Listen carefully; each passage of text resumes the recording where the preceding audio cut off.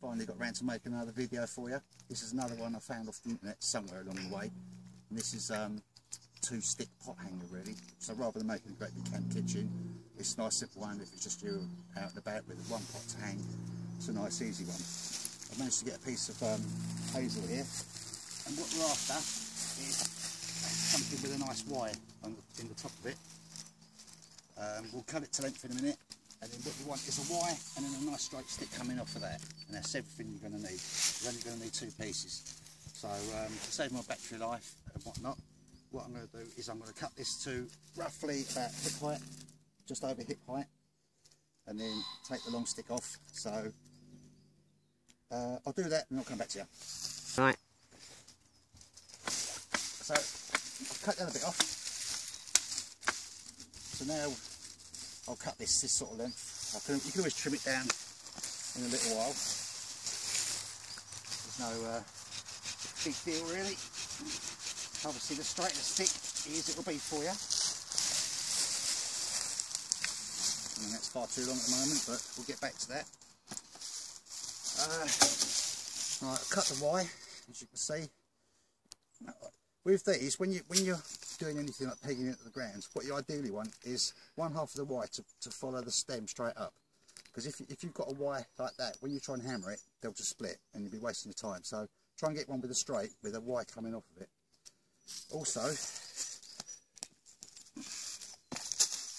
for hammering, if you just take off the edges all the way around, that'll also help the top to stop splitting. So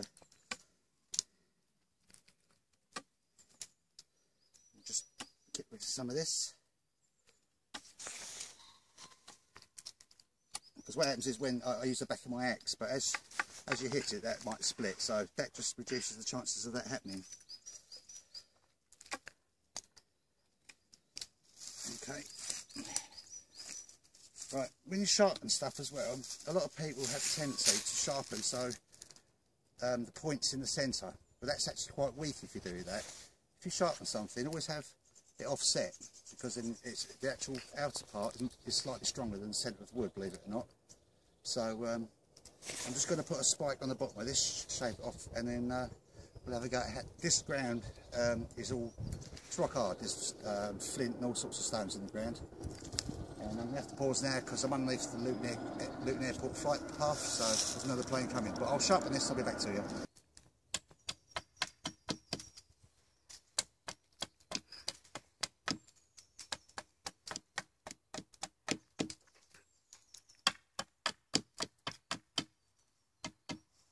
What you're just doing. Yeah.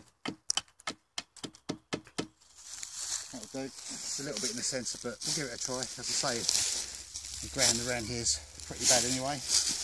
I'm not really cooking anything.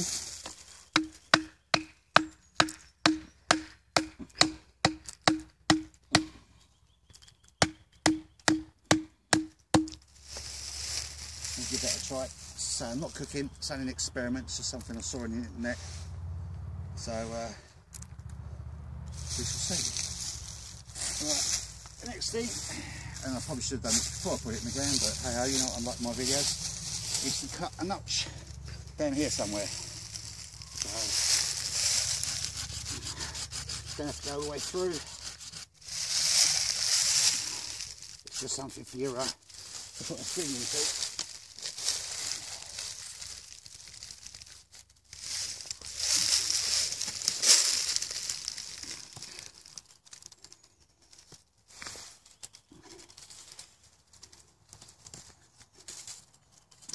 Easy to actually cut this, but as I say, I'm making it up as I go along.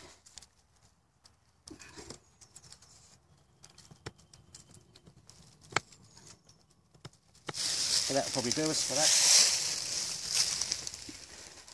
Give that a bit more of a clout. That's a bit wobbly still. Even though I've notched that, it's still starting to split. Never mind. Right, with the other stick, we'll assume that's the fire. The thing with this is that I've got paracord, and I've found out that you don't want paracord too close to the fire because it has a tendency to melt and drop everything in the fire. I found out like it was new.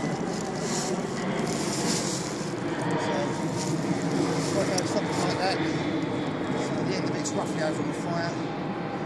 So what I need to do now is I'll notch this end to hang the pot on, and I'll put a notch on that end to put a string on. So bear with me.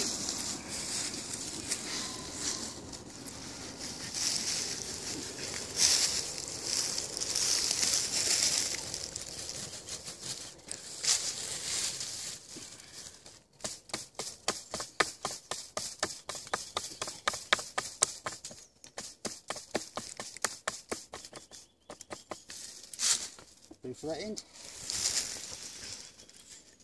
and then you want your string in your, make sure you put them on the same side.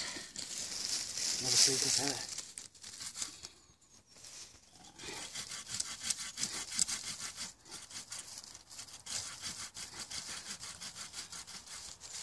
and this one you want to notch towards the end, because as it goes down you don't want your pot sliding off the end, so notch it inwards.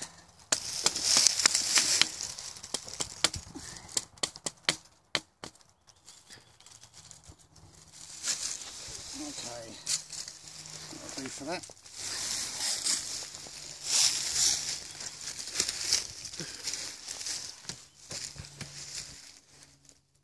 Right. He says I've actually put that notch a little bit on the crook, so I can turn it a little bit to get away with it. Right, you find your paracord here somewhere.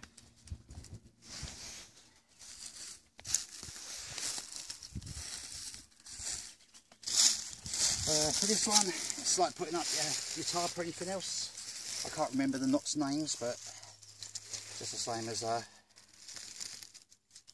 tying up anything. So you put that onto there, put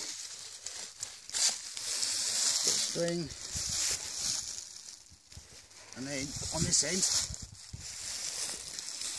come down a little bit, and then, what are they calling it? I can't remember the name, knots the names. I'm sure you, all you clever sorts out there will put me right on this. But you then put an adjustable, what do you call them? Anyway, so it's round that one 3 times. Give it a little tighten up, and then around the whole thing. So that is now adjustable. So you're getting the idea. As I say, keep this away from the fire because I'm using paracord and it has a tendency to melt. That's not going to work. So, I've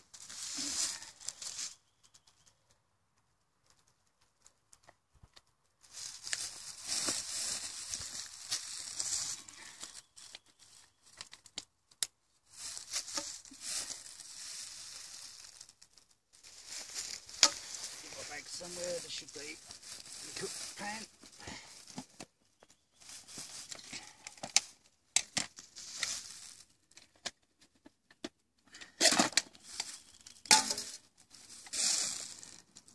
Hang the pot on like so. See, it's turning. I'm wondering if it might be best just to notch that a little bit so it stops that twist happening. So as I hanging over your fire, hang the pot on it.